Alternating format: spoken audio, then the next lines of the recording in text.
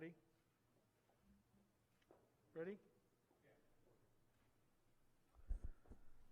Okay, welcome back. It is now 6:54, where we can be back from closed session. Item E, reconvene to open session. Item F, announcement of actions taken in closed session. Nothing to announce. Item G, presentation. G1, deferred maintenance plan presentation.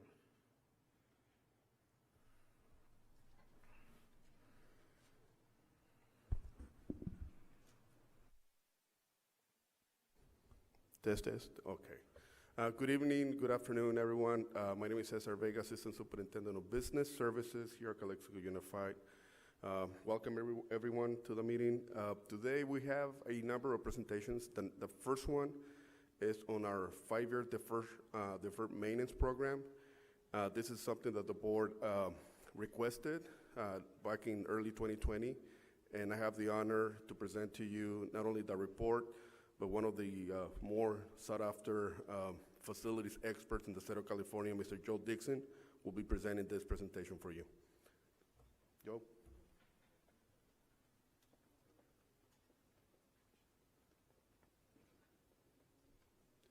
Thank you, Mr. Vega, President Calderon, board members, audience.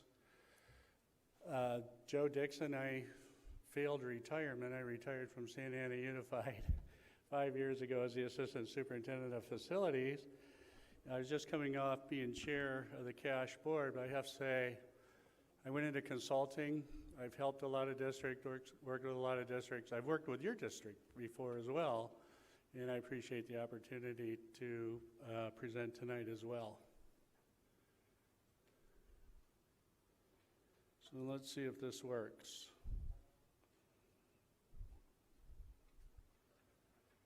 I need the technology guy. Oh, you turn it on. Thanks. Okay.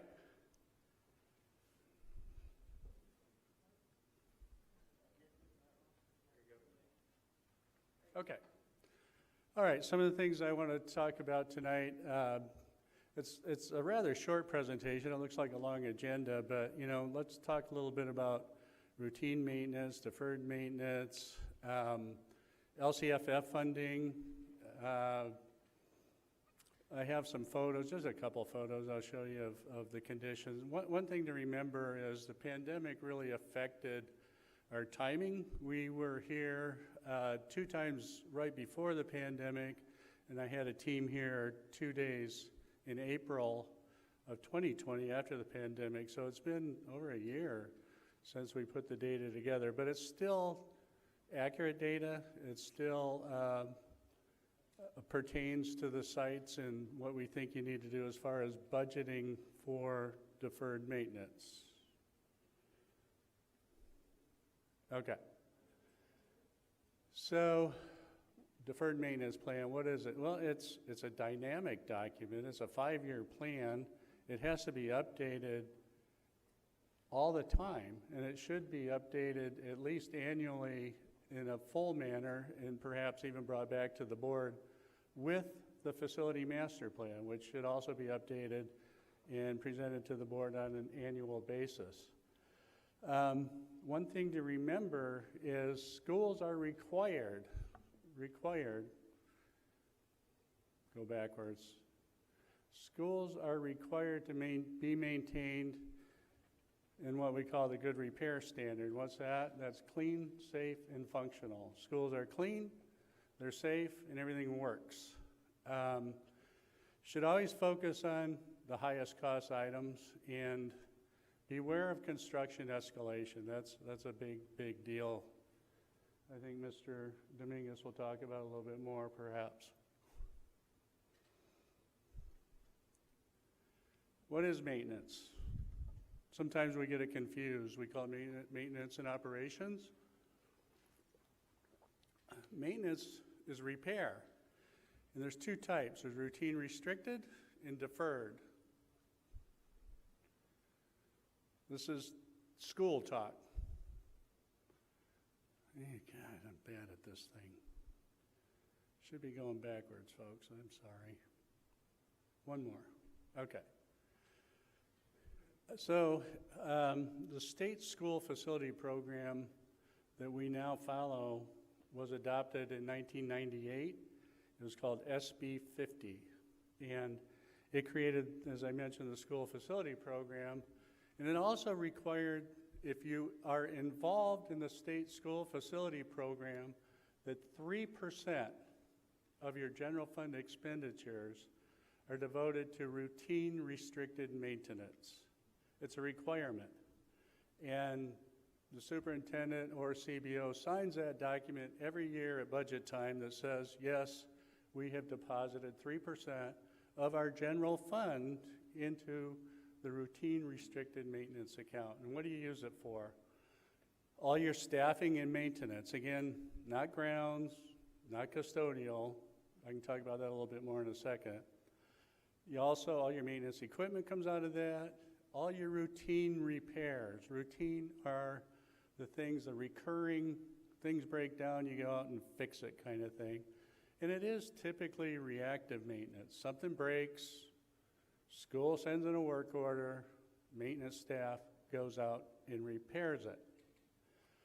There is a dilution of the 3%, if you will, in my opinion, because sometimes custodians might do some repair. And so can you charge some of the custodial costs to the 3%? Yes, but it should be only to the percentage that they're doing repair work. Same with grounds. But typically, it's only your maintenance staff and not grounds or custodial. I think there's a little delay here, so I'm going to wait a second.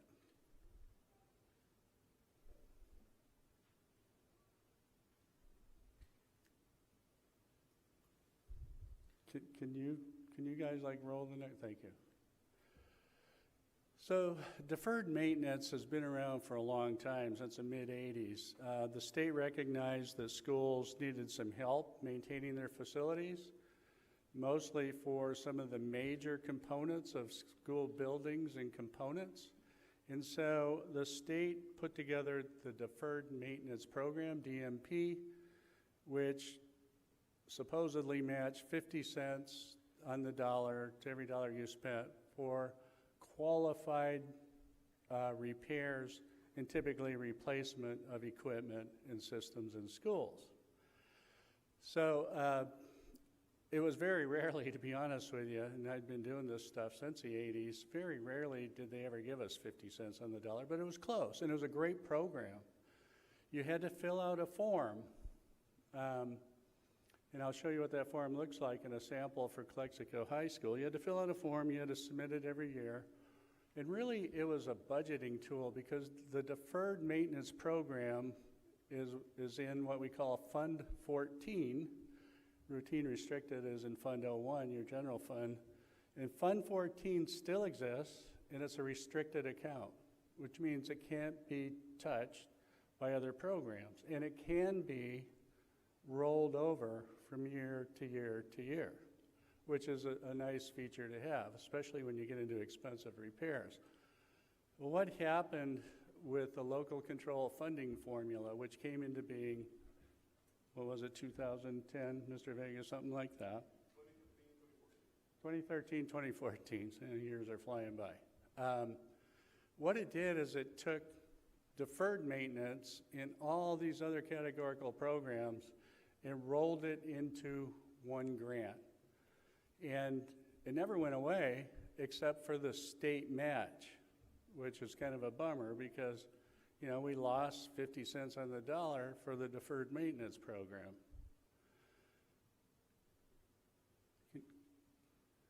Thank you. So the whole purpose, of course, was to allow you, the Board of Education, flexibility in what to do with those funds under LCFF. And as you know, you were supposed to create a plan, the local control accountability plan, on how to expend those categorical funds now rolled into LCFF. And that includes your supplemental and concentration grants as well. But remember this, board, and I know you do, in staff and everybody else too, schools are required to be kept in good repair, clean, safe, and functional. So that means under your LCAP, if there are things in the school that needs to be repaired or replaced to meet that clean, safe, and functional standard, the idea is you use your LCAP to do those things. Okay, so here are the components of the deferred maintenance plan, and it's everything you can think of inside the school, really, including even painting, electrical, roll down, classroom lighting that needs to be replaced. If you could scroll down one for me, please. Thanks. The big ticket item for every district is roofing. And I'm going to talk about it a little bit more when I show you Calexico, but the building envelope of a school is the most important part of the school. I think we could all agree. If the roofs leak, it leads to a lot of different problems. You know, if the windows aren't sealed up, it leads to a lot of different problems that are going to end up costing the district a lot more. So roofing to me, is a big priority for school districts, and it's really, really hard to find funding to do roofing because it's so expensive. Plumbing, another big deal. We see a lot of it now with water quality, but not just drinking water, but also other systems, sewage systems, things like that. We could go to the next one, please. HVAC, heating, ventilating, and air conditioning. You know, the classroom environment is so important for student achievement that there's all kinds of legislation that has been passed regarding HVAC, and all the federal funds we're getting due to the pandemic all talk about how important it is. But even without the pandemic, we had legislation in Sacramento that was going to require, and it went away because of the pandemic, but it's not going away forever. It's going to require, you know, like measuring air quality in your classrooms. It's going to require ventilation that is on, it actually already is, ventilation that is on whenever a room is occupied. In fact, if you roll it back, it should be on, and you should have 2 or 3 air exchanges prior to occupancy. So HVAC is a big, big deal. And again, real expensive. Remember at the beginning I mentioned we need to focus schools in general on those high value assets, and that roof and HVAC, they're huge. Paving, you know, that doing slurry once a year, every 2 years, every 3 years, whatever it's going to take. You know how that saves your asphalt, saves your paving, so you don't get into a lot of repair and replacement. It's always a good idea to spend a little bit up front, save a little bit on the back end. Asbestos, deferred maintenance has always been used for asbestos as well, if it was friable, which means it was able to float in the air. So, you know, a lot of schools have asbestos vinyl tile. It's typically not friable, it's fine. There's asbestos on plumbing, hot side of plumbing, and a lot of elbows and things like that. It's in the walls. If it's in good shape, it's fine. Lead, again, if you come across it, and you should be, your district has probably done analysis of both asbestos and lead. That's another thing that you might consider using deferred maintenance to take care of. Very hard to read.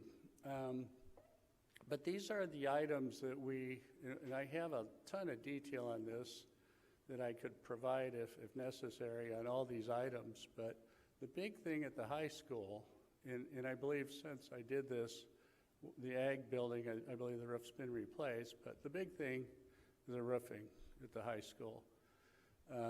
It's in disrepair. It needs to be replaced now, right away, a lot of it. And same with a lot of the air conditioning. It's just old. It just ran out. And, you know, it's all over the state. So remember, if you weren't here, in 2008 to 2013, till LCFF came in, we, schools, lost 40 cents on the dollar for 5 years in funding during the recession. So what suffered? Maintenance. It had to. We were saving programs, we were saving teachers, or, you know. So a lot of schools fell way, way behind. I will say, most the bonds that you see now, local general obligation bonds, are really, for the most part, deferred maintenance programs. If you look at the needs assessment of a district, typical district, there are a lot of exceptions, and they won't want to talk about it, but it's really to do these kinds of repairs are what a lot of district bonds are addressing. Because it's really, really difficult to use your general fund, even with, you know, a high supplemental and concentration grant district like Santa Ana. We were 94% unduplicated. We had a ton of money coming in, but it's, you know, it's really, really hard to address these expensive items. But knowing about it, you know, if the board adopts the deferred maintenance plan inside the facility master plan, it gives you some idea of the cost at each school of qualified components and equipment that needs to be replaced. So next slide, please. So just a couple of photos. On the right is the staff parking lot at the high school. This was last year. I think it's still in that condition, close to it. And on the left is the district office parking lot. But that, you know, those are, the one on the right's definitely extreme. But those are the kinds of things we need to address. Okay, next slide. So let me stop, pause there before I make a recommendation and answer any questions or clarify or anything else the board would like to talk about. If you guys have any questions?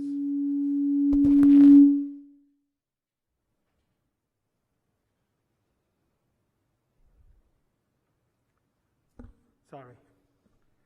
Do you guys have any questions, concerns, doubts? No, great report, thank you. Yeah, thank you. We really appreciate this. And there were a couple of things that I saw here that I was surprised that they need to go into a deferred maintenance plan. But we'll definitely be looking at this because, yeah, you pointed out some interesting items that we need to keep an eye on.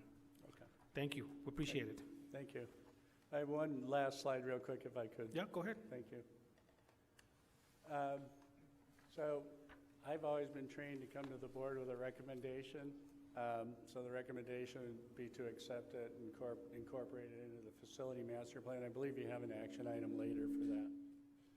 But anyway, thank you very much. Appreciate it. Thanks to the board, the district administration. The program manager was great, and Chris in your maintenance department was extremely helpful, helped us with a lot of information and clarification. So thank you to everybody. Thank you. Thank you. That was item G1, deferred maintenance plan presentation. H, informational items. H1, AB 841, a school energy stimulus SEES program and HVAC replacement plan discussion. Yes, thank you, Mr. Calderon. So we have, I have asked Climatech, I know you may be familiar with them. They were here with us, helping us with our Prop 39 back in 2016, I believe. So I have invited them to provide a presentation on new funding opportunities that are, you know, that there are being discussed right now in Sacramento, and that might be a possibility for us to use down the road. So I would like to introduce Ashley and Amber. I believe Ashley is that the one? Go ahead and come on up. So Ashley will provide just kind of a brief update of what was done before, and also talk about a possible plan that we can, you know, use moving forward. Thank you so much, Cesar. Board President Calderon, members of the board, Superintendent Gonzalez, members of the staff, and the Calexico community. We're really happy to be here in person, nonetheless, and have an opportunity to just share a little history about the district's energy infrastructure efforts in the past and indoor air quality improvements. some of the work that's left to do, and new funding opportunities. We'll also share tonight the savings performance of the energy efficiency measures that you've implemented in the past, which also be, I think, really great for you to hear about. I know that Mr. Dixon had problems with this, so I'll just ask you if I need some help. So we were formally selected back in 2016 through an RFP process to put together a comprehensive plan for your energy infrastructure. And the purpose of that plan was obviously to improve the learning environment, comfort, and safety, address aging energy infrastructure, and reduce energy and maintenance costs. That plan focused on what were the types of projects that you could put together that would satisfy the requirements of the grant funding that was available at the time through Proposition 39, and your highest facility needs that were in, things that were in the worst condition. It wasn't able to address everything, but I think it helped to just get you on a good start and at the same time generate savings for the general fund. So we'll review what was in that plan and then kind of some of the work that's left to do. This is just a little bit of the steps that have taken place to date. As I mentioned, we were selected in 2016. When we first were selected, our task was to develop a baseline analysis of what you were spending for your utilities, do in-depth site assessments and take inventory of your lighting infrastructure, your energy management and building automation systems, and your HVAC equipment.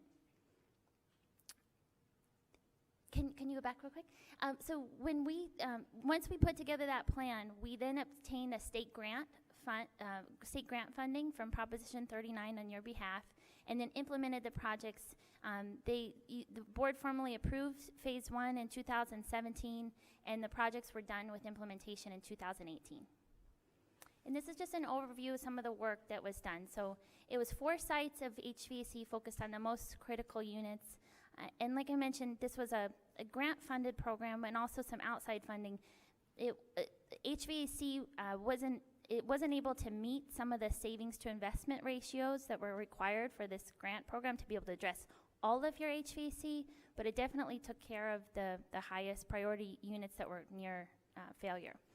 It also addressed all of the lighting, interior and exterior of your buildings, 100% of modernizing the district to LED. Building automation systems at every site. As you'll probably remember, at first we had temperature set points that were leading to some comfort issues for some of the classrooms. So we also changed those temperature set points and worked with the district to figure out what would be the most comfortable temperature set points for your classrooms and your teachers. And then can you go back? And we also, like I mentioned, focused on 4 sites of HVAC. Another part of our program was irrigation systems, so a smart irrigation control system that would allow your staff to be able to operate schedules of how you water your fields from a remote location rather than having to go site to site. It also helped to prevent some leaks and watering at times of day when it wasn't necessary. So what you see here today is just kind of a summary of all of your energy infrastructure needs. A lot of this fits into some of the items that Mr. Dixon was talking about today. The building automation systems, you've pretty much addressed everything that you need to in that area. There's always, new Title 24 requirements, different ways to, tie into the ventilation of your systems that can be improved to meet today's health standards. But you have the infrastructure there to allow you to do that. Lighting as well, that addressed all of your interior and exterior lighting in Phase 1, what you see in blue. And then what you see in the heating and cooling area is timely that it's following Mr. Dixon's presentation, because this gives you an idea on a per site basis of where your HVAC needs are.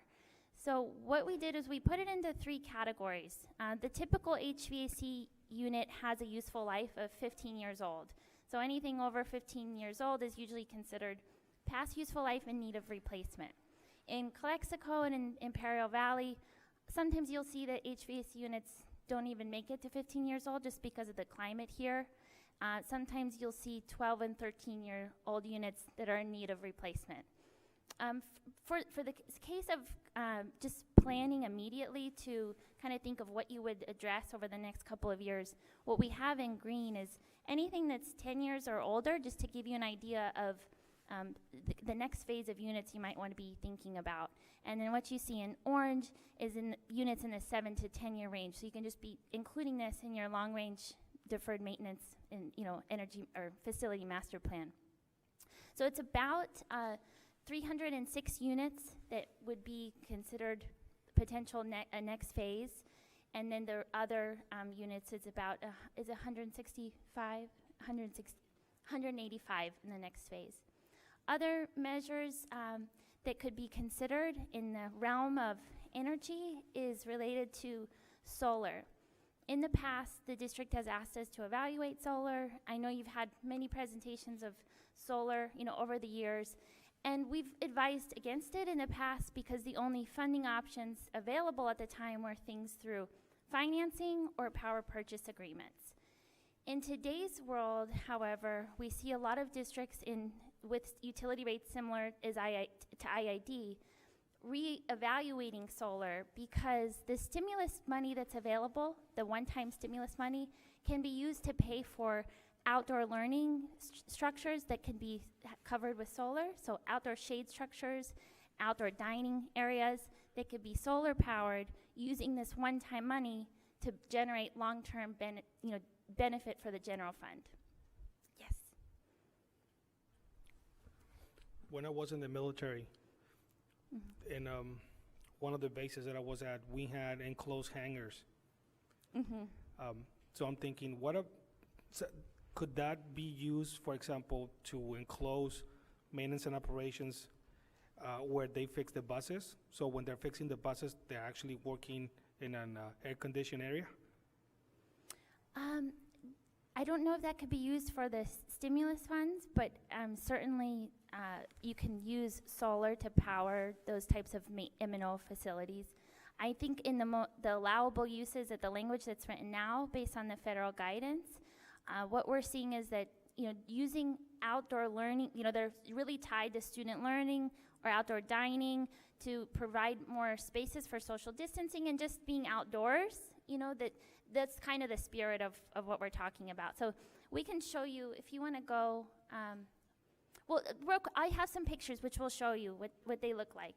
But here's just some examples of some of the infrastructure that was implemented through phase one. You get an idea of the lighting and the new HVAC units, the irrigation control system, and also the building automation devices throughout the facilities. And this gives you an idea of the savings that have been generated to date as a result of those measures. So to date, since the implementation, compared to what you were spending before the program, to this last report was for calendar year 2020, you see that you've generated over $1.2 million in savings for your general fund as a result of these measures. A lot of that is attributed to lighting, and that's why when you're looking at an energy savings program, the low-hanging fruit is the lighting. The lighting also qualified for that state grant funding, so that's why it made sense to focus on that first. Also, the building automation helps with that. So, really remarkable. It's exceeding the savings projections, and just a good testament to the board's decision to pursue this program. So, in terms of a potential scope of work, I mentioned the HVAC. It's about 306 units that are past useful life or nearing the end of useful life over the next few years. So the recommended solution would be to replace these units with new high-efficiency equipment. The nice thing about new high-efficiency equipment for today's standard is it really helps you to check a lot of boxes for indoor air quality health guidelines. Specifically, all new units come with, higher grade filtration, MERV 13. They have increased, enhanced ventilation, and they're required to have they have what it takes to be able to help you have enhanced ventilation and better filtration and just meet indoor air quality standards. And as I mentioned, just having those types of enhancements in the unit itself is great, and a lot of other districts are also looking at additional ways to enhance ventilation or, air filtration beyond just what comes in a standard unit. And so, as I mentioned, there really is limited space available for outdoor instruction and dining. So one of the things that the board could consider is using a portion of your ESSER stimulus dollars to install solar shade structures for outdoor learning, and using this not only to provide this opportunity for students to be outside, when weather permitting, but also to generate savings for the general fund moving forward. This is another example of a shade structure. These are two different types of designs that some of our customers have been using for federal stimulus programs. In terms of a funding plan to how you would look at this, I think Mr. Dixon's plan does a good job of kind of estimating what your total needs are, and what our services are all about putting together a design-build solution to help you get those projects done. The areas of focus that we focus on are just related to energy infrastructure or renewable energy through the solar. So what we specialize in is putting together design-build turnkey plans with no change orders, just like the plan that we did for you for the last grant. In terms of funding, as I mentioned, federal stimulus is a natural area that a lot of your peer districts are looking to fund their HVAC, indoor air quality, or maybe outdoor shade structure type of programs. There's utility incentives, and then in terms of other grants, the state of California has a new program from Assembly Bill 841. And this is an energy efficiency grant program also administered by the California Energy Commission, but it's a lot different than Proposition 39. In Proposition 39, you got a 5-year allocation that was specific to Calexico, and you knew how much you were gonna get for 5 years. You had to do a study and apply for the projects you wanted, but that money was earmarked for you. In this new program from AB 841, it's a pool of money for the whole state, and it's kind of a first come, first serve. They've allocated in the range of $200 to $3 million per year for 3 years, and everybody has a chance to be able to apply for it. Disadvantaged communities and different marks of socioeconomics will give you more funding compared to other school districts. However, the only way to be eligible for it is if the energy equipment that you would be looking to replace is being served by some of the main utilities, because they are the ones helping to fund it. So that's SDG&E, Southern California Edison, PG&E, and SoCal Gas. Most of the units in the district are electric HVAC units that are powered by IID. So those units wouldn't qualify for funding from this grant program. However, you do have 22% of your units that are gas units serviced by SoCal Gas, and those units would be eligible for grant funding. In the first year of the program, what we understand, the rules are not finalized. They're behind on getting the rules finalized. What we understand is that the funding is going to go towards ventilation improvements, light repairs, but not true unit replacements. However, in the second and third year of the program, they're supposed to actually fund unit replacements. So the moral of the story is to identify what those units are, put together a plan, make sure you're ready and you have a plan in place. And what most districts are doing is funding their needed, critical infrastructure needs now with the federal stimulus dollars, and then seeking reimbursement from that program in the future once they actually know what the final rules are going to be. That's what most of our other customers are doing. In terms of putting together a program, the spirit of whatever is put together would be that the shade structures, the solar shade structures, and any HVAC improvements would provide a positive net return for the general fund equal to or greater than the investment. That's the world that we live in for energy savings projects, how they're procured. That's one of the requirements for procuring a design build program this way, is that the savings has to pay for the cost of the improvement. So anything that would be potentially put together for a phase 2 program would do that for your general fund. Here are some potential next steps after the board considers the feasibility assessment that we shared tonight.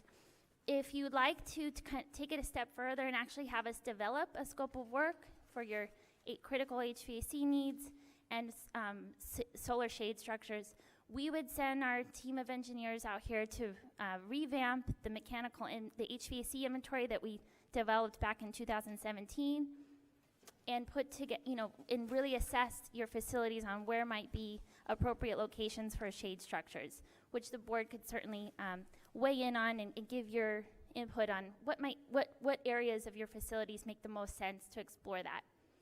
We could then have renderings and layouts developed to give you an idea of what these would look like, and then put together a scope of work and a funding plan to understand, what the total improvements would cost, how much it would save, over the life of the new equipment, and then a construction schedule.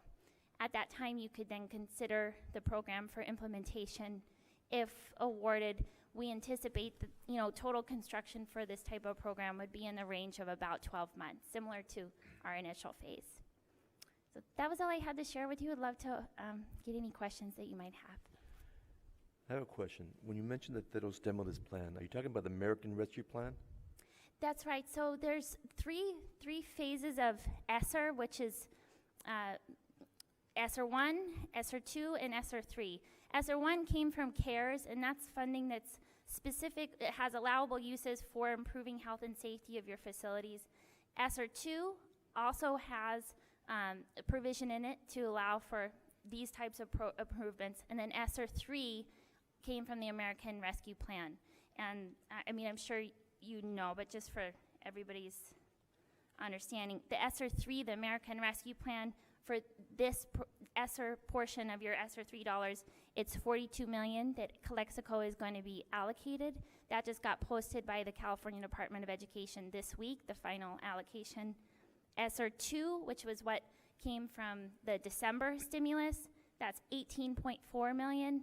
And then ESSER 1, which was from the CARES plan from March, is 4.2. Now, you showed some sites here, like the high school administration building, and you talk about outdoor dining. Are you aware we have Measure Q that was passed, and all that's going to be remodeled, and we are going to build a multi-purpose room? We're not fully familiar with all of the remodeling plans for what you have working there. I think with the first, to date, we haven't fully designed or developed a scope of work. This is really to let you know about what's possible before we even spend resources or the district's time on developing something. So part of that would be coordinating with John and Cesar's team to make sure that this is in alignment with your other projects. Thank you.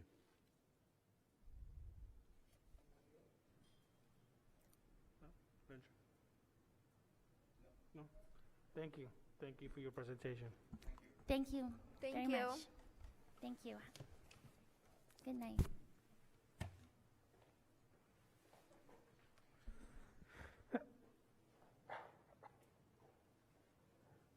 That was H1. H2, discussion of ICOE proposed transferring of state eligibility funding to Calexico Unified School District in exchange of ownership of 4 Calexico High School classrooms. Mr. Vega. Thank you again, Mr. Calderon. Thank you. I'll start by saying that this is a great opportunity that we have before us. I do ask you to keep an open mind because it's a little bit complex to explain. Nevertheless, I have the luxury of having John Dominguez here, which he's an expert on state eligibility and everything related to state funding. Just like us, every county office of ed, they also have state eligibility dollars available to them. The difference is that those dollars for them, they cannot own any land where they can invest those dollars. So basically there's an opportunity for the county to transfer their state eligibility, which is approximately $2.6 million, that will come to us in exchange for 4 classrooms at the new building, the 12 classroom building that is about to be finalized at the end of July. Now, last week, I will tell you that last week during our basic meeting, Board Advisory Committee meeting on school construction, Mr. Ben Horton was there, other members of that committee were there, and we talked about this extensively. But I put this item in the agenda specifically because I need your guidance, I need your wisdom in terms of how would you like us to proceed, because again, look, there's an opportunity to get dollars for us to serve the needs of students that we already have in the district, okay? These are kids that we already, special ed students that we already need to serve, that we are already serving, but again, the state, the county has money that they need to pass through, and they're pretty much offering it to us. So anyway, so just keep an open mind. We will answer any questions that you may have, but for now, I'm gonna ask John Dominguez to come up and help me explain how this process will work for us to get that money. John? Thank you, Cesar. Good evening, everybody. Superintendent Gonzalez, board members. The County Office of Education has approached the Calexico Unified School District with an opportunity to get state money for severely handicapped students. We're calling this the Severely Handicapped Student Funding Opportunity. Let me tell you about the issue first. The issue is that the Imperial County Office of Education is offering approximately $2.7 million as their 100% of their construction dollars for severely handicapped classrooms as part of the A3, A2 building classroom addition. 4 classrooms would be delineated for severely handicapped students, not necessarily in that facility. They would be somewhere in the district. Since the ICOE qualifies for funding as somewhere in the district, somewhere on the school site at the high school. Since the ICOE qualifies for funding as a financial hardship, LEA, and anticipates receiving a partial apportionment, they have the money from the current state bond. The county is proposing to transfer the $2.7 million to the Calexico Unified School District in exchange for a lease of 4 special education classrooms. The ICOE anticipates receiving approximately $500,000, which they will pass through now, as upfront planning money. The bulk of the apportionment would come once the state bond is passed, a new state bond is passed, and the money becomes available. As you know, there's no money in the state program, but should the board want to move forward with this, it would allow the county office to submit an application to the Office of Public School Construction to get in line for the bulk of the funding. So let me go over the bullet points real quick, and I think the first one is that approximately 100%, well, it's not even an approximate number, 100% of the severely handicapped students in the county program are from Calexico. They're already housed at the high school. This Calexico Unified School District will recapture approximately 108 pupil grants in their new construction eligibility to augment future bond projects. Understand that at Calexico High School, we used all the new construction eligibility at your high school, and so this would allow us to get back 108 of those pupil grants. Financial hardship, because the county office is financial hardship, it would allow them to get in line for funding, and all severely handicapped students must be housed amongst the mainstream. So in summary, the calculations show that 4 classrooms of 912 would generate roughly $1.9 million in 50% funding, state share only, while 4 severely disabled special day classes would generate approximately $2.7 million. Doing the subtraction, we see that an additional $772,000 as a contribution from the ICOE. So overall, the ICOE classrooms bring approximately $772,000 in total additional funding for the project. That's money that you would get now.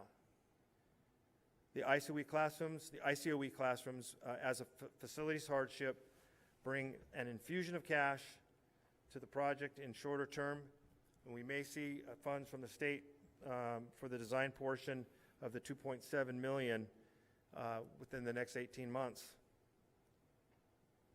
The other thing is that the Calexico Unified School District will retain their unused eligibility and possibly be able to deploy approximately $1.9 million in future bond projects. We talked about this being an ongoing bond program and a revolving fund in your facilities program. In future generations, the district would get this money.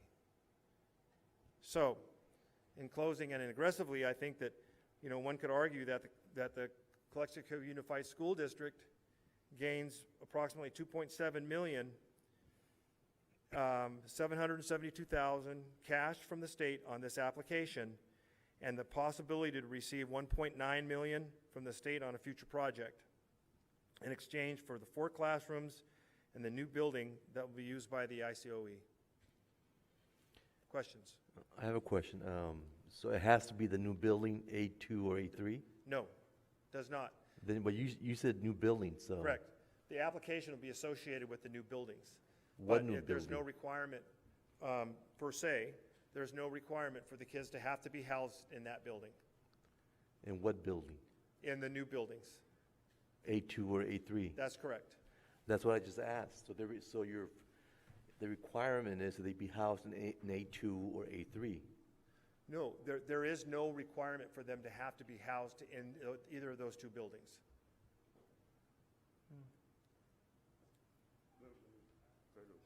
Yeah. So, Mr. Romero, what's happening is that from an application standpoint, what needs to be submitted to the state from the county perspective, we need to link 4 new classrooms or the A3 building. We need to link those 4 new classrooms to the application. In reality, the likelihood of those classrooms being used is very low, because the students are already housed somewhere else. Okay, But the so application has to, because it's state eligibility money on new Right. construction, that application that they need to submit for state eligibility, that needs to be linked to new classrooms. That's why the application, when it goes up, if the board approves, that's what it would say. Does that Okay, make so sense? For application purposes, you're gonna say that it's linked to the new buildings, but in actuality, they're already housed somewhere else. Correct. That is correct. That's right. Okay. And we're under a timeline on this application. I have to submit this before the kids are housed in the A3 building. And so that means that Mr. Sanders, working on behalf of the ICOE, the district is basically, this is a request that's coming from the Imperial County Office of Education. And so what we're doing is parlaying that information to the board so we have enough time to be able to submit those applications, because we've got to get moving on them.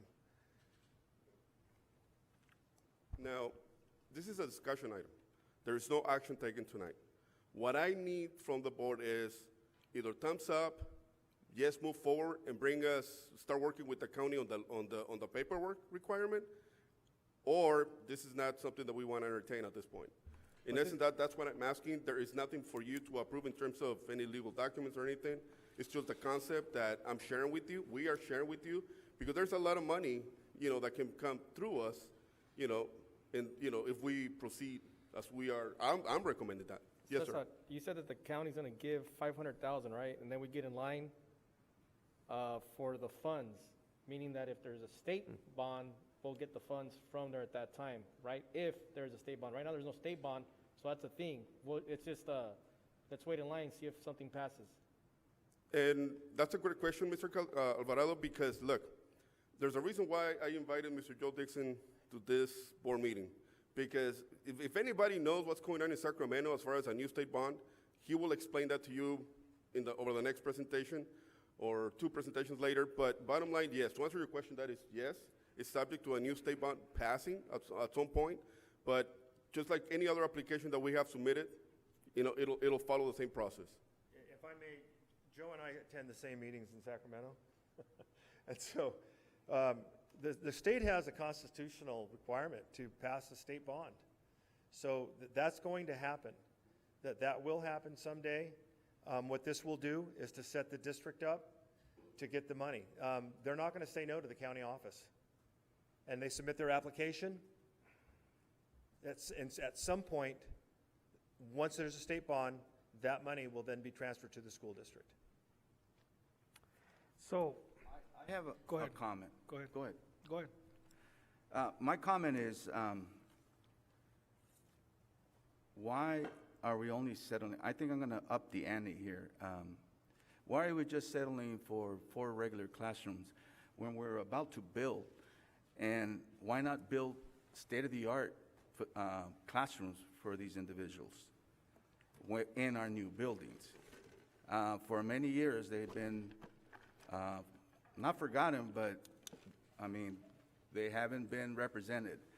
And I think we have built weight rooms, we have built soccer, we have built everything but for this student population. So I would say with this new building we have, Mr. Sanders here, up the ante, give them a state-of-the-art, not facility, but classroom. Whatever the stakeholders want, that's what we should give them. Because these classrooms were built for regular students.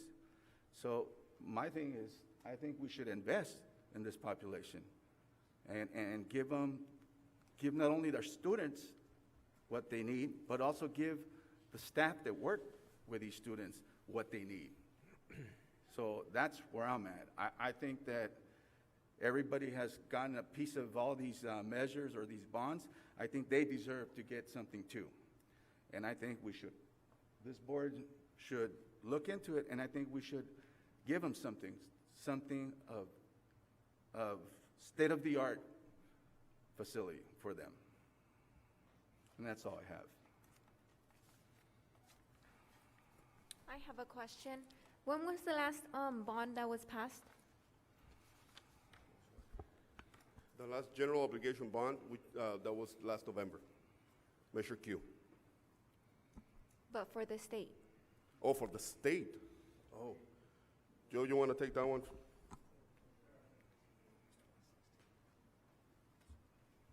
I was chair of the campaign for Prop 51 that passed in 2016. 2016. 2016?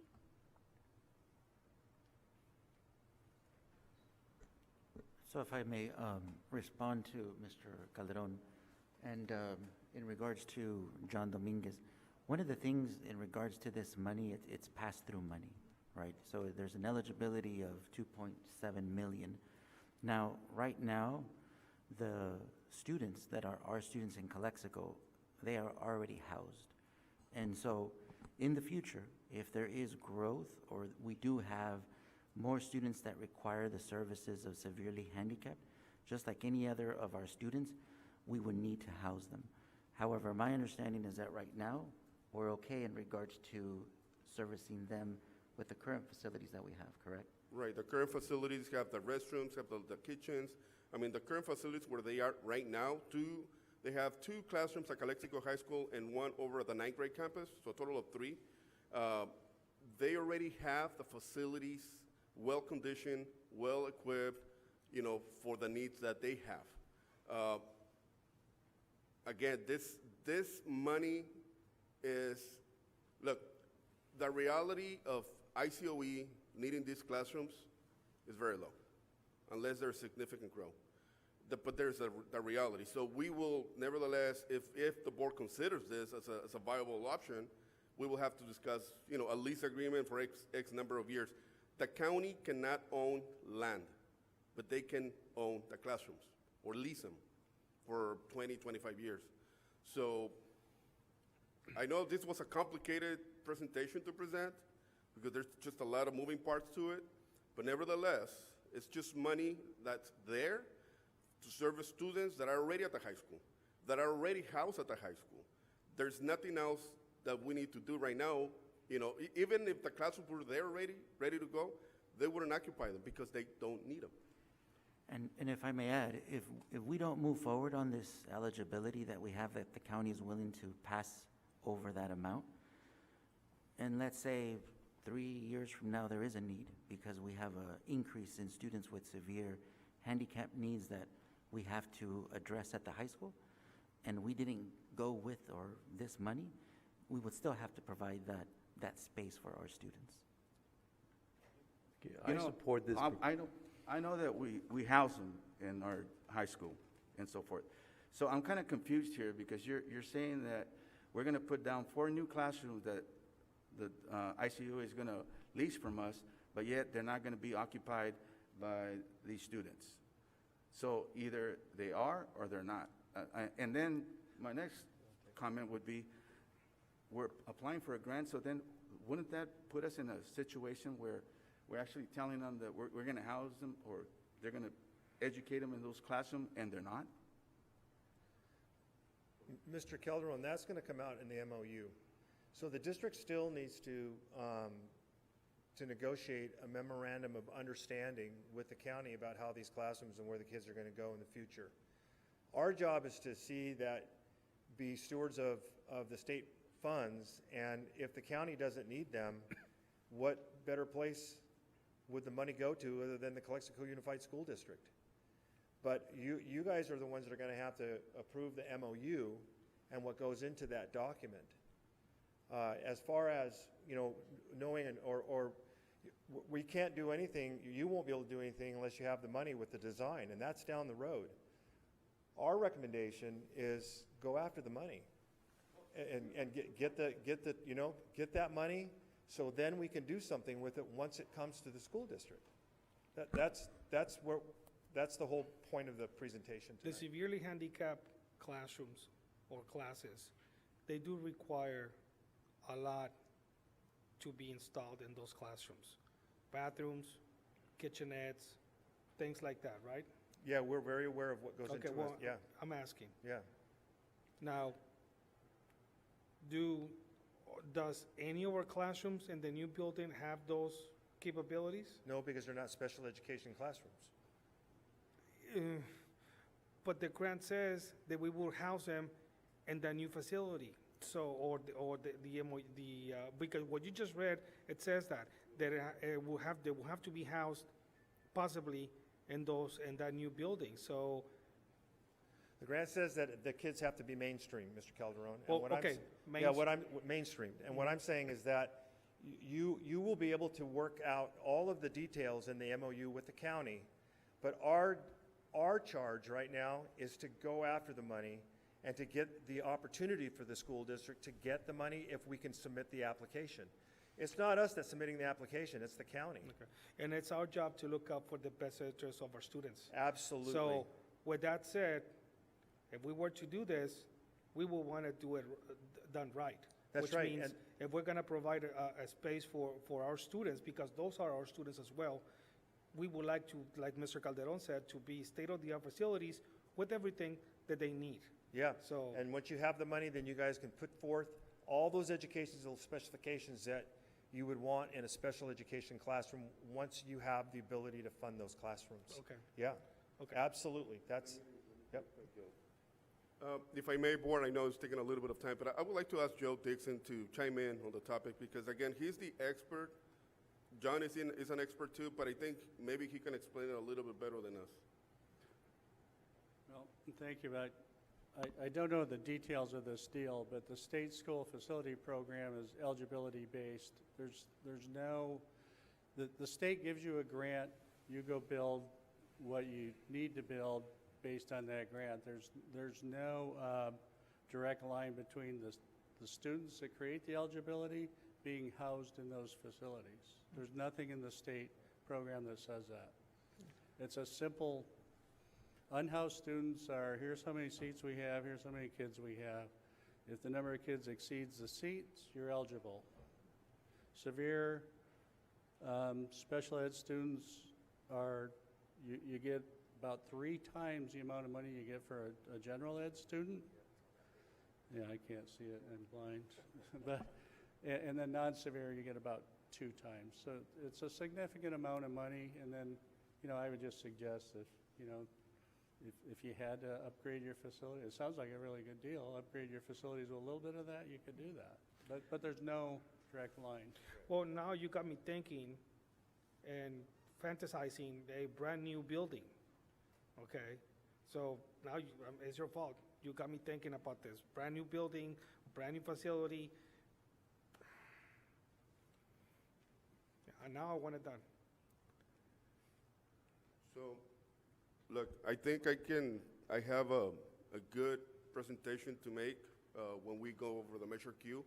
There are many funding opportunities that I want to talk to the board and share with the board, because, not only through this pot of money that we're discussing, but there's also other opportunities that can expand the scope of the project that we are now currently looking at Measure Q. But I'll present that during Jimmy's presentation because I want to be able to have a physical slide that I can show you what I'm talking about. Can I for one support this proposal? Yeah. No, I will support. It's to a win-win move ahead situation. and start, and I'm not saying get the plans ready, but work on the details, and at a later date, come to us so we can see the full picture. So on the next board meeting, which is, I believe, June 9th, that's when I will bring to you an actual MOU to consider for board approval. But all I need from now, if you are interested in the concept, give me the green light so that I can start working with John, the County Office of Ed, so that we can start working on all the paperwork that's involved in this, deal, so that we can get started, because I know that the county has a timeline, at the end of July, I believe, that they need to submit their applications and everything that. No, It's before that? Go ahead. So the Calexico Unified School District is not submitting the application. They have their own consultant. They're called school facilities consultants that's doing the application. Once again, they're the proponent of the project. They're the local educational agency, okay? What we need, though, is they need to get the application to the state. And they need buy-in from the Calexico Unified School District. It's going to take some time to develop the plans and the application in order to submit it to the state, because we have to have the application submitted before the building is occupied, before the A3 building is occupied. So, Mr. Calderon, this is why we need to get the application to the state and why we need to move quickly on this. That way we'll be eligible to get the money, from the state for these severely handicapped classrooms. Otherwise, we'll miss out if we don't have the application in prior to the buildings being occupied. And it's going to take about a month for the state to review the application. So my point is that we'd like to do it now. Get the application, give the green light to the county and say, yeah, we're interested. I'm not trying to pressure the board. I'm thinking about the timeline that they're under and what we're under to get it done. So you mentioned that they cannot own land, right? That's correct.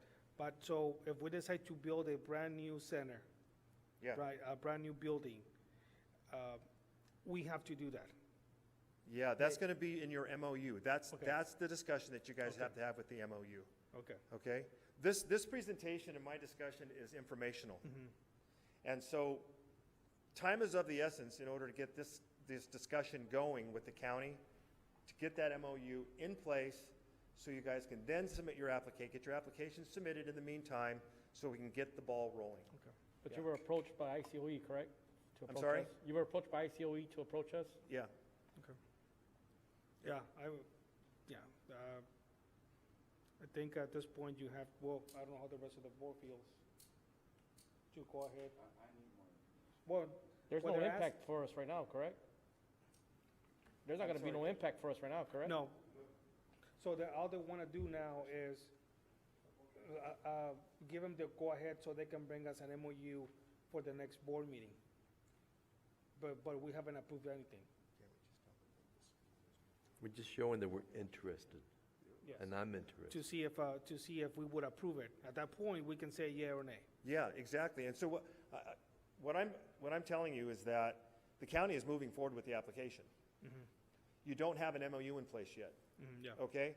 But in order to make the timeline, they've got to move forward with the application, okay? Okay. Yeah, that's the information. How do you guys feel? I'm gonna second Mr. Romero to get more information and get the MOU to get more details.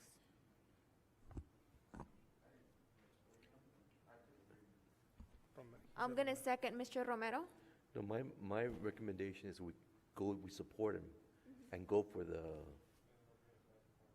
Well, Yeah. they need to bring us the MOU. So this is just, so they go and make all the preparations, but we haven't approved the project. Exactly. So they're just gonna bring us a project on the next board meeting. And meanwhile, Well, no, this is direction. This is just direction. There's no money tied to it, because at that point, we could say no, and that's where it ends. That's right. That's true. That's correct. I wish we could have more time, because this is no, never mind. Let's, bring us a plan, an MOU, and hopefully we can have more information as we meet with you guys individually from now until then. Got it. Thank you. Excellent. Thank you. Thank you. Yep. That was H2. H3, Facilities Master Plan Update. Good evening, board members. Okay. Superintendent. I'll stay right here. So Kim and I want to give you an update on your development of your facilities master plan. And like Joe mentioned earlier, this document, again, dynamic documents, 5-year facilities master plans, and it's a living document that needs to be updated from time to time. We recommend either yearly or every other year. School Site Solutions have been working on this master plan based on the Board Policy 7110. I want to review that with you real quick. That the Board of Education recognizes that the importance of a long-range planning for school facilities in order to help meet the changing needs of district students and to help ensure that the resources are allocated. Right? Sorry. In an effective manner. To that end, the board directs the superintendent or designee to develop and maintain a master plan for district facilities. The plan shall describe the district's anticipated short and long-term facility needs and priorities and shall be aligned with the district's educational goals. They are vision, concepts and roles, evaluating existing buildings, relations with local agencies, and facilities financing.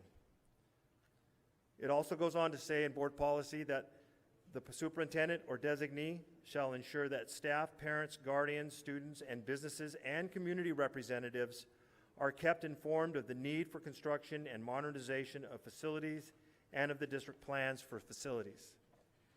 The superintendent or designee may also establish a facilities committee that shall meet at regular intervals in order to give community members opportunities to provide input into the planning process. The committee may consult local governmental and state planning agencies in order to ensure compliance with local and state standards. Finally, at least 45 days prior to the completion of any facilities plan that relates to the potential expansion of existing school sites or the necessity to acquire additional school sites, the superintendent or designee shall notify and provide copies of the plan or any relevant and available information to the Planning Commission or agency to the city or county with land use jurisdiction. In this case, we're not acquiring land, but we are building a new project. In your master plan, it identifies the purpose of the facilities master plan, which basically is a framework for the district's school facilities improvement program. As we said in the ongoing, when we first started this, and in our challenge here in Calexico and in any other school district, the need for a facilities master plan varies from district to district. And in this district, what we have presented and what we're going to present to you is a facilities master plan that's useful. We see way too many times where facilities master plans are just shelved. They're prepared and they sit there. And nobody ever goes back and looks at them. In this case, we want this to be different. And in a time that was very challenging to develop a facilities master plan because we were living in a pandemic for a while, there are gaps in this.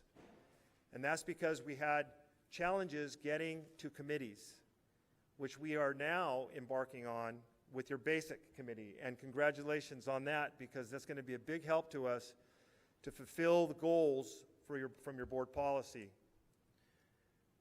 I'm going to turn this over to Kim here real quick, and she's going to talk about the typical facilities master plan team and then kind of go into some of the component parts of your master plan. Good evening to the board. Your typical facilities master plan team is made up of your district administration, school site staff and teachers, community members, students, consultants with backgrounds in education, planning, facilities, operations, finance, and construction. Now, the COVID impacts had a detrimental effect on this because we couldn't get together with our committees because the committee had not been named prior to COVID. So what you're seeing now is assessments of all the sites. You'll see the demographics and enrollment projections. You'll see the deferred maintenance plan. Everything, we worked with Ms. Ramirez from the educational for the ed specifications. The only thing we're really missing is the input from the schools and the parents and the staff. So that's the basis for you adopting your facilities team tonight.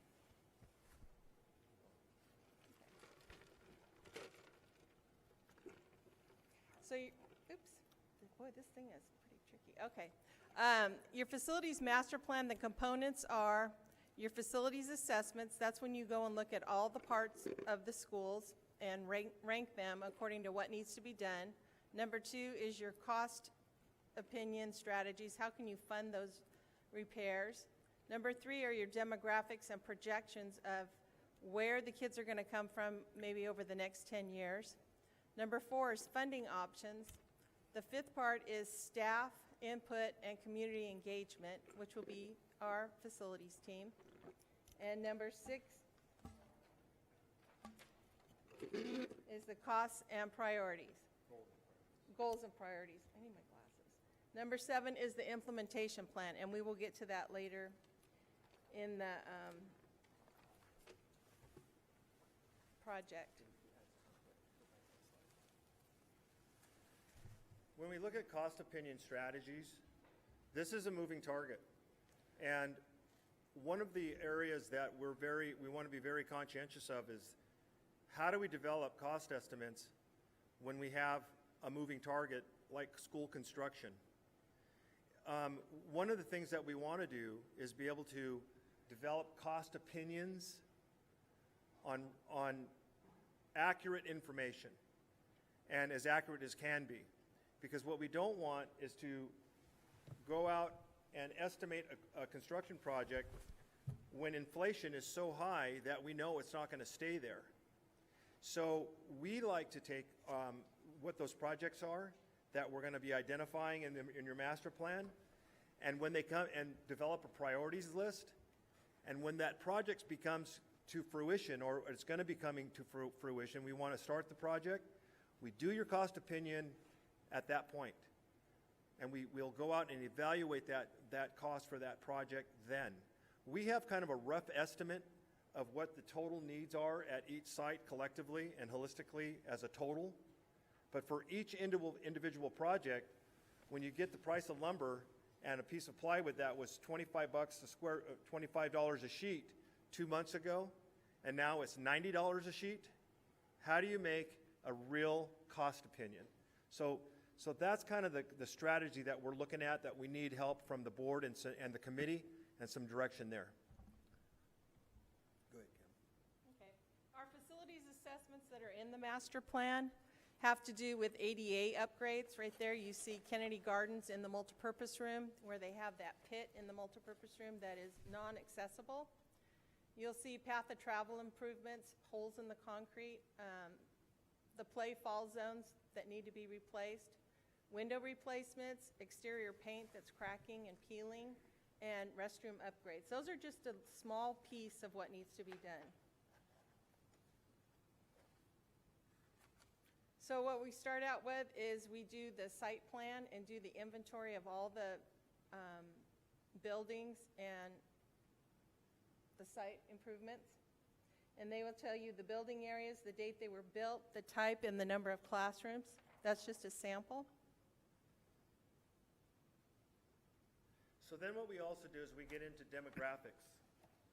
And this was presented by Ken Reynolds at the basic meeting. Ken couldn't be here tonight because he has a family emergency.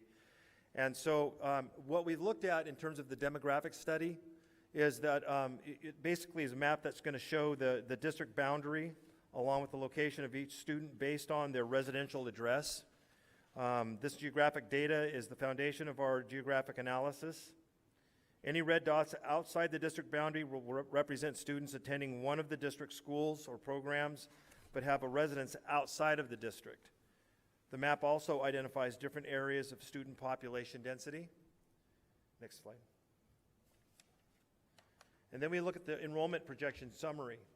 This is an interesting chart because what this shows is your TK6, your 7-8, 9-12, and your SDC students. And you can see in almost all of those areas, what you notice from 21 through 26, 27 is that all areas show some element of declining enrollment.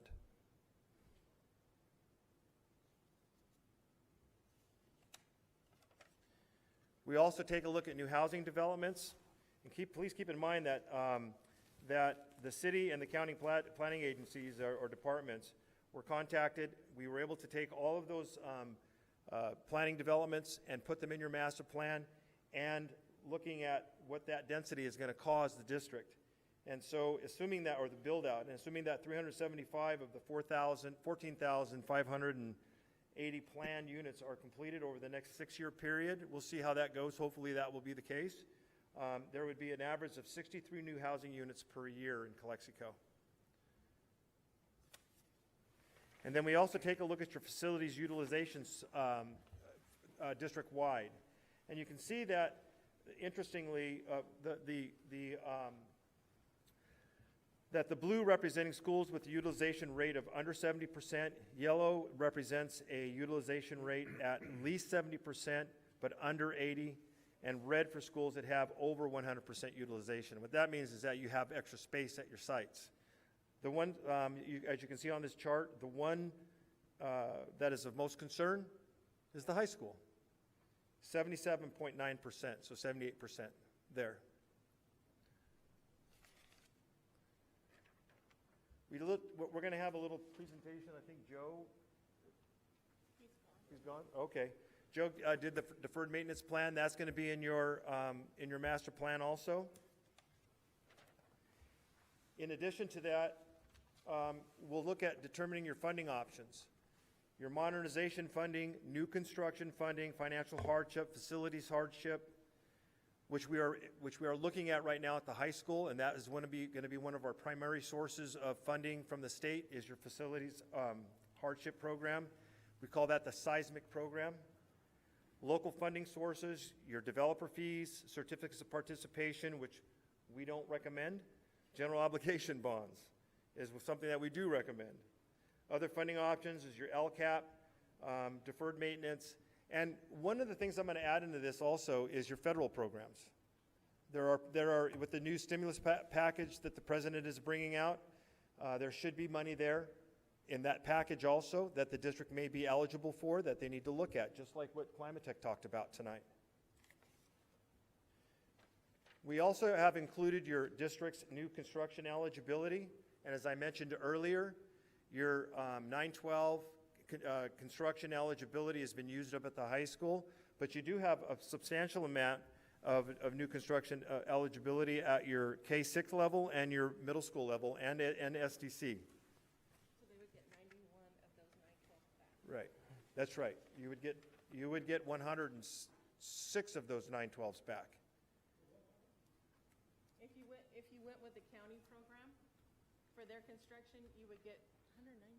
106. 106 of those pupil grants back, where it shows 0 now. The next slide is your modernization eligibility. I know I'm going through this quickly. I know it's a long night. We have a lot more here. I don't mean to be rushing through this.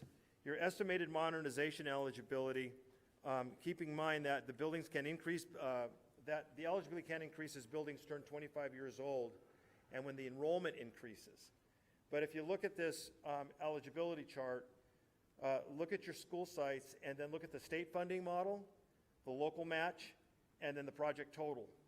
This is pretty compelling for your modernization at your schools. So the idea is once we finish this project and you've expended all your bond funds, then we go into financial hardship. That will then get you the money that you're looking at on the side on this page.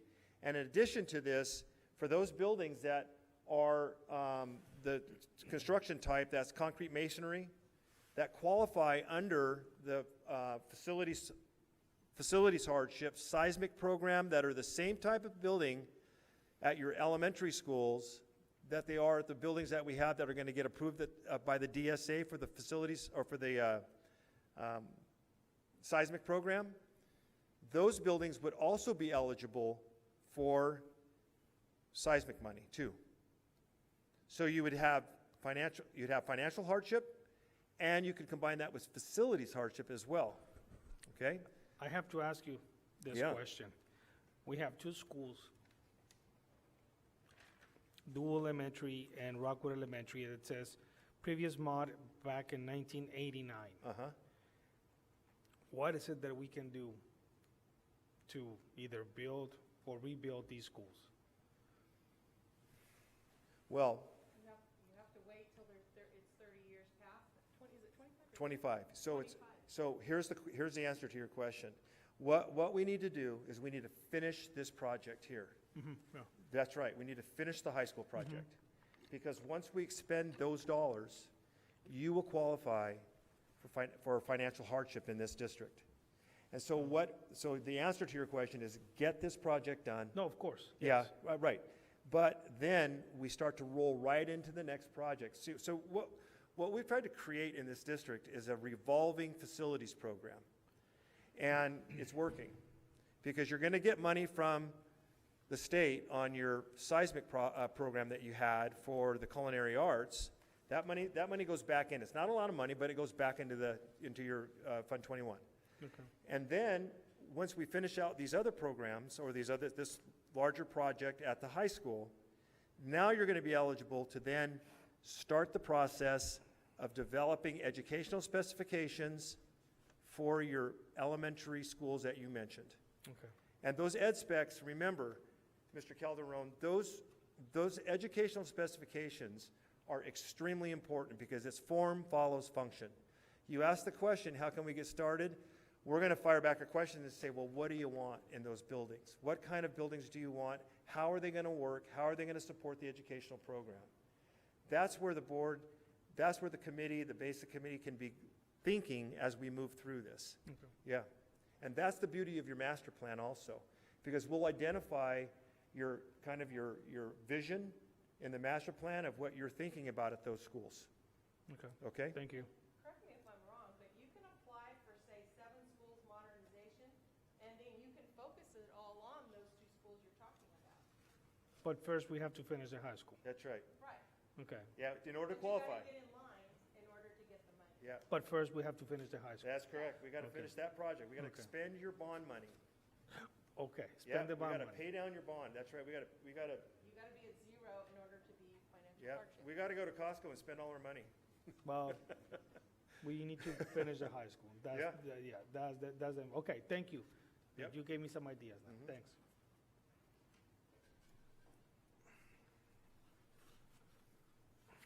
Kim?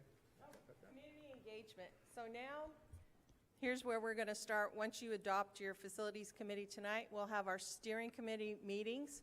We'll get public and staff input on facilities needs. We'll do a community online survey. We had a little survey with the schools. It was right when the pandemic hit. And out of the 14 sites, I think we got response from 7. I mean, those principals were thinking of other things at that time. And then the community to define the priorities, and then review the draft master plan.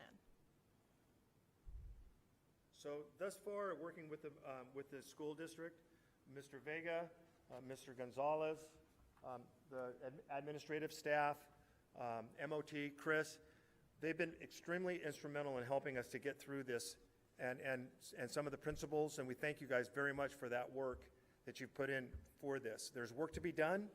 We wanted to present to you our next steps. Well, let me back up one. Creating financing implementation plan. Mr. Calderon talked about the cash flow, prioritization of the projects, and the district program and goals. At the basic meeting, Mr. Vega, I believe that we'll be talking about the priority projects, which we really want to start to build. What are your priorities for the future as far as your other schools that are going to qualify for financial hardship? Okay? Our next steps then for the development and the completion of the facilities master plan is a workshop with the basic committee for stakeholder review. We got to have that. The state is going to ask us for that. Who reviewed this? Who was your committee members? That's a requirement, okay? Administrative team review, process and procedure. We want to make sure that whatever we put into the master plan, there isn't anything in there that may be against your teacher contracts. You have to review that for that purpose, and we'll have the admin team do that. We'll finalize the report, and then we'll bring it to the board for approval. Questions? None, thank you. Thank you. Thank you. Thank you. We appreciate the report. Thank you. Thank you very much.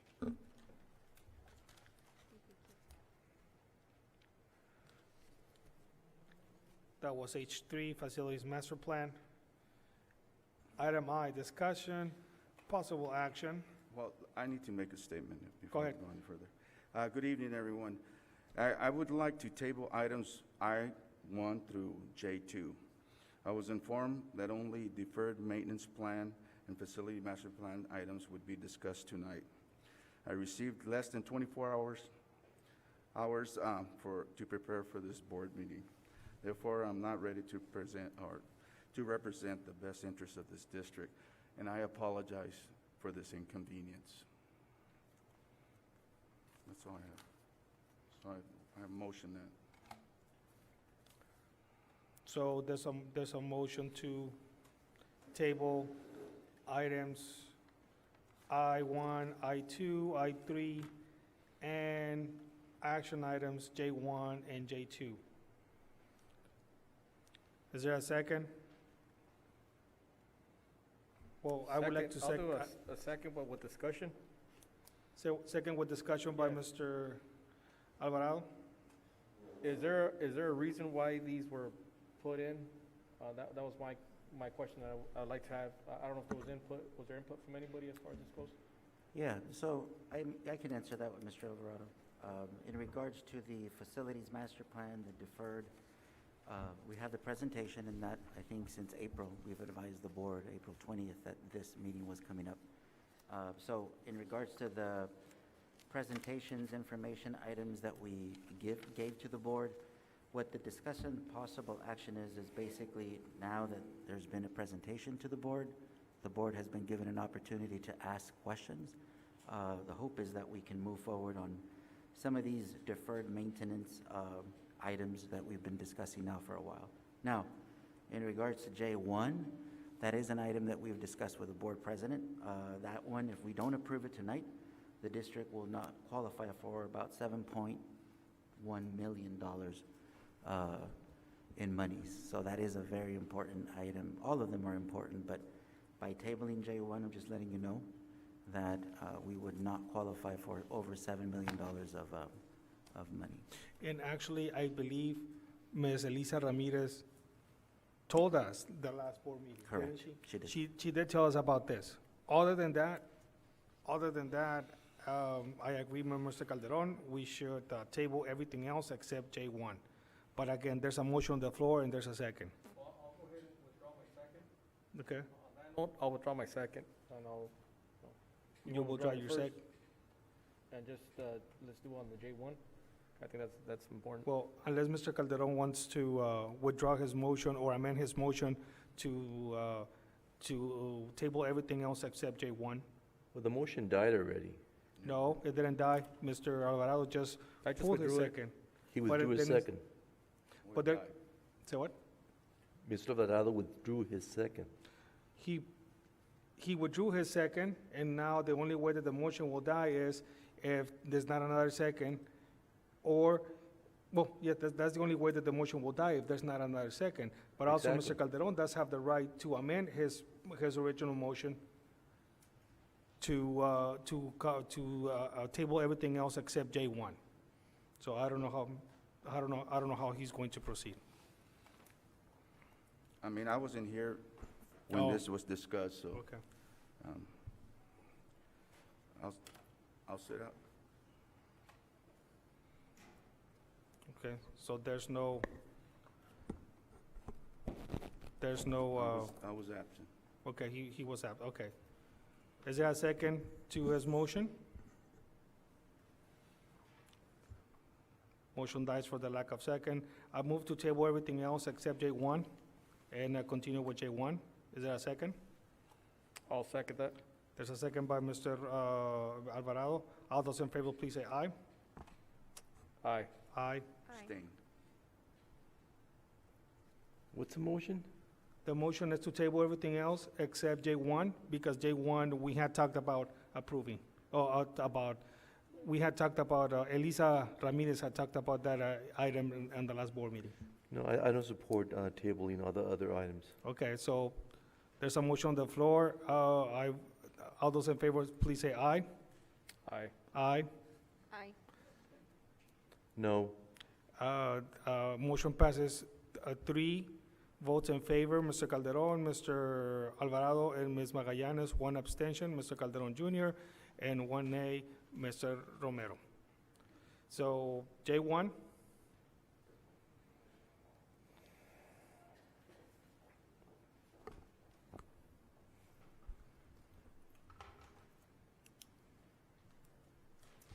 Good evening, everybody. Brisa Huerta Price, Director of State and Federal Projects for Calexico Unified.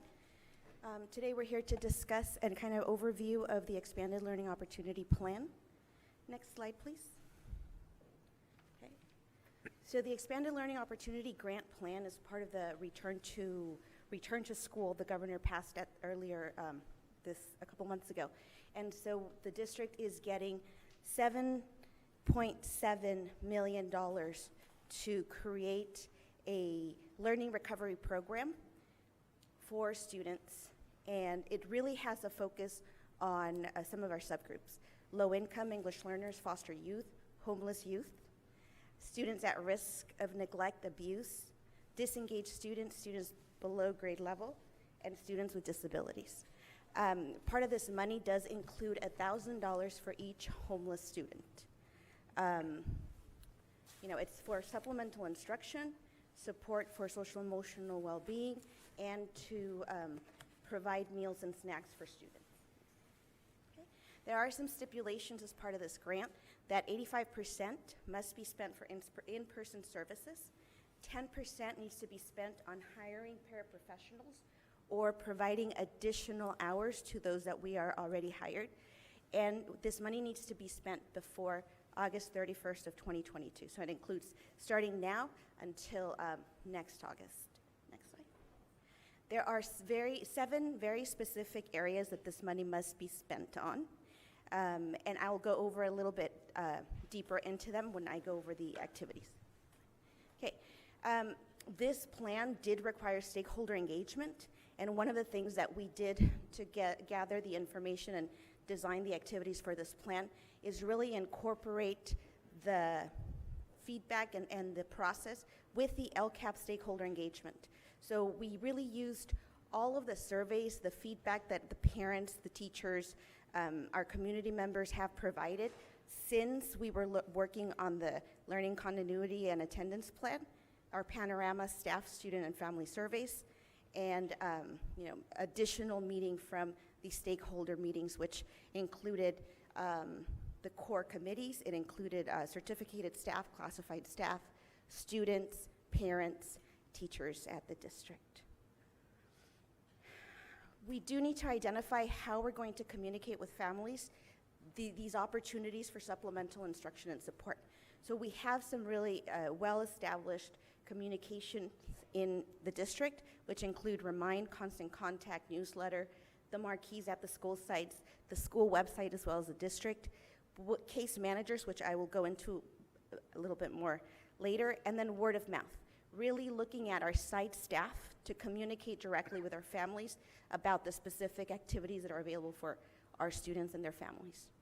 We also need to let everybody know how we're going to be identifying students that need the additional supports. So we do have some screening tools and progress monitoring available to us, such as iReady, which is really looking at reading and math. We have the TEL assessment, which is for English learners to monitor progress in language development. Our Panorama data, which is social emotional. Then we also are going to incorporate local assessment, so benchmarks and end of unit tests that the teachers use. Attendance is another way, and of course referrals by teachers, counselors, and if needed, outside agencies. One of the areas, the first area that this plan must address is extending instructional learning time beyond the minimal requirements. So some of the things that we are planning is, of course, our summer learning program for this summer and also for next summer. And we have some things that are pending agreement with the bargaining units, like extending the school day and adding an advisory period for Calexico and Aurora High School, and then during that time, focusing on social emotional topics to address some of the needs that are a result of the pandemic. And then for TK through 8th grade, there will be also extended time to address these needs, social emotional. The other area is accelerating progress to close learning gaps. So everything that has to do with accelerating instruction, such as instructional assistance to provide in-class support. This is also something that requires agreement with the bargaining units. We have online recovery programs like the Lexia ST Math.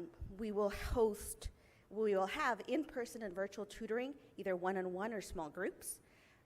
We are looking to hire 2 MTSS coordinators to really help us establish a strong multi-tiered systems of support, one for the elementary schools and another one for the secondary schools, because the systems for intervention for academics, behavior, and social emotional well-being of students is very different at both levels. With that, there's also a development of our multi-tiered systems of support, and there will be some work with our teachers to plan curriculum and look at, okay, what is our system going to look like, and then strengthen that through some planning hours. And we're also looking at doing an equity study, which is really an outside agency that's going to come in, and they're going to do a needs assessment, take a look at our data for student achievement. They're going to have interviews with our staff, our administrators, and then based on all the information they gather, they will be developing a study and a report for each of the schools, kind of like here's an area, these are your strengths, and these are the areas that we suggest you can work on with some really good next steps. And at the bottom of the screens, I forgot to mention, there's an estimate of how much these different activities are going to cost. The next area is integrating integrated supports, and integrated supports are everything that addresses conditions for learning. So the social emotional counseling, we added in here case managers, and so these are going to be certificated staff that are going to be hired for extra hours to kind of get a group of students and really follow through and determine what are the next steps, what do we need to do for these students so that they can graduate and they are doing well in school so that they progress. So it's not just like, okay, let's, someone from afar. It's really case management where I'm going to follow you and I'm going to make sure that you get the supports you need. We're looking at hiring additional counselors, primarily one counselor for each of the secondary schools. So if you know, the middle schools are down to one counselor each. So this would increase to two counselors at the middle school, one additional for Aurora, one additional for Calexico High School, and one counselor to help support all of the elementary schools. We've included expanding ACES program. There's always a list at every single school, so making sure that more students are able to take advantage of the program. We will be having some empathy interviews, and these empathy interviews are going to be conducted with students that are disengaged with learning to really identify barriers. Why are they not engaged? Or what happened during this pandemic that didn't allow them to connect and learn and, be supported. So in case they, sometimes got lost, now we need to find them, and we need to see what is it that they need to really address, some of the conditions so that they can learn and really progress. And then from there, we're also going to explore some transportation options. We have students in our schools that cannot or do not participate in our extended day programs because they don't have transportation home. And so they don't go to the migrant extended day programs, they don't stay for ACEs because of transportation. So we'll be exploring some things there. Then we're also going to look at community learning hubs. That's another area that needs to be addressed. And that's to provide access to technology and other academic supports.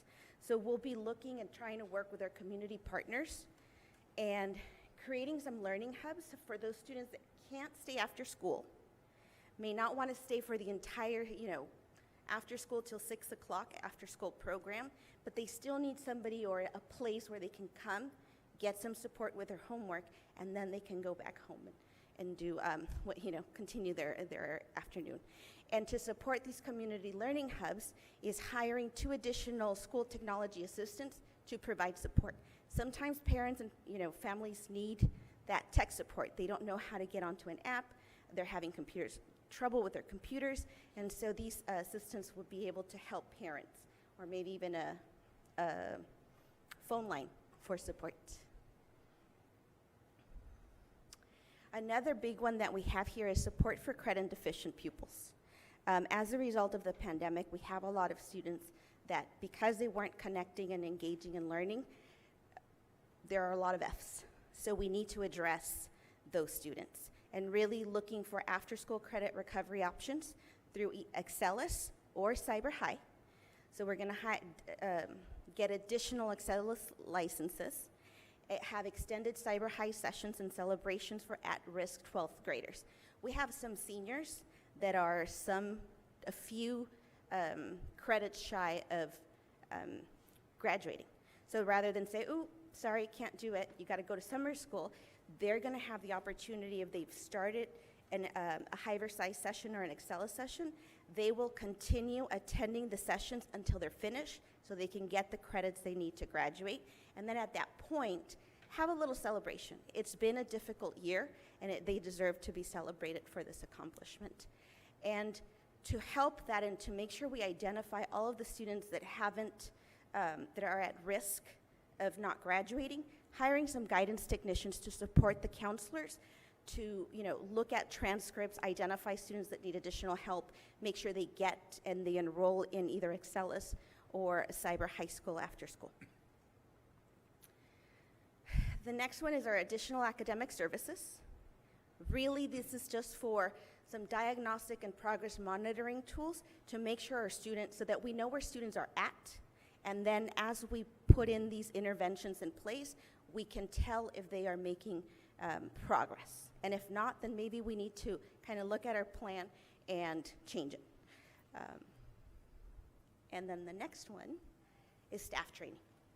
So staff training is really focusing on strategies to engage our students and our families in addressing the social, emotional, health, and academic needs that you have, as a result of the pandemic. We're really looking at increasing family and community engagement, to getting some training for our principals, our site staff, to learn how to engage or how to get more engagement from families. Trauma-informed practices in social emotional learning, the multi-tiered systems of support framework, universal design for learning framework, implementation of accelerated learning strategies, and then how to facilitate high quality and engaging learning opportunities for students. Sometimes our intervention classes are not the most fun. Kids don't want to go. And so it's difficult for them to accelerate in learning if they don't want to be there. So we really need to learn how can we engage them, make our intervention classes more engaging to get them to want to be there and therefore have more success with our students. And if you notice, that amount at the bottom is probably the least, but that's because this plan is really integrated into with other plans. So because we've used the LCAP stakeholder engagement, we've kind of divided like, okay, LCAP is going to cover this. How can we supplement that? And then, you know, making sure that we address that with the Expanded Learning Opportunity Grant. And then there's a lot of federal funds that are also integrated into this one. This is a total of our plan. And again, it has the 7 categories that we have to spend our funds on. One of the things I really like about this plan is that this is a plan that once we you know, get more information through our empathy interviews or our case managers, there's a pattern in what our case managers are seeing when they interview our students. We can come back and make changes to our plan and then bring it to you to reapprove. So that if you know, items that were in this plan, there's no agreement with our bargaining units and that needs to change, then we can go back and say, okay, that didn't work, that's not going to happen, let's change it, and we'll bring it back to you so you can approve. Next slide. And like I said, this plan is in coordination with other federal elementary and secondary emergency relief funds received by the district. And because I was, you know, while I was creating this plan, helping Ms. Ramirez with LCAP, and also I'm in charge of Title I and kind of overseeing that, we're integrating a lot of our state and federal programs in addition to the federal stimulus money that is coming in to make sure that we are spending the money in the areas that need to be spent to really accelerate student learning and address some of the needs that we've identified so far. And that's it. Thank you. Any questions? I have a Thank you, question. excellent presentation. At the beginning, you said 85% of your budget is for in-person instruction. Something like that? Well, at least 85 Okay. can be spent, but if we want to spend it all in person, then actually, all of the funds are for in-person instruction. Okay, so minimum 85%. Minimum Okay. 85%. So let's say, for example, that next year we come back online again.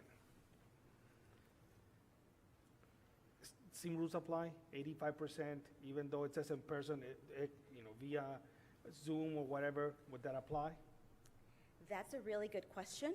And my guess is we would need to get some direction from the governor and from the Department of Ed, because according to all of the predictions and the news, you know, we're expected to come back in person.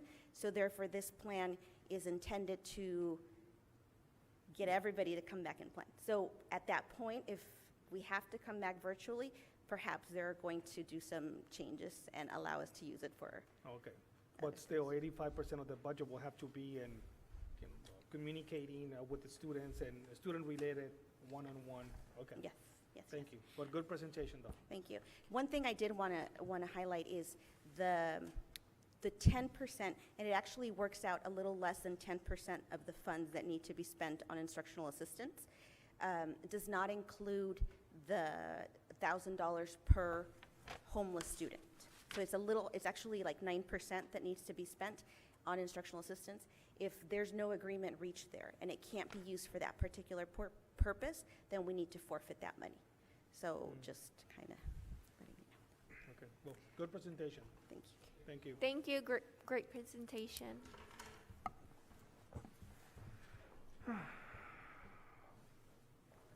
That was J1, presentation of the Expanded Learning Opportunity ELO plan. So move.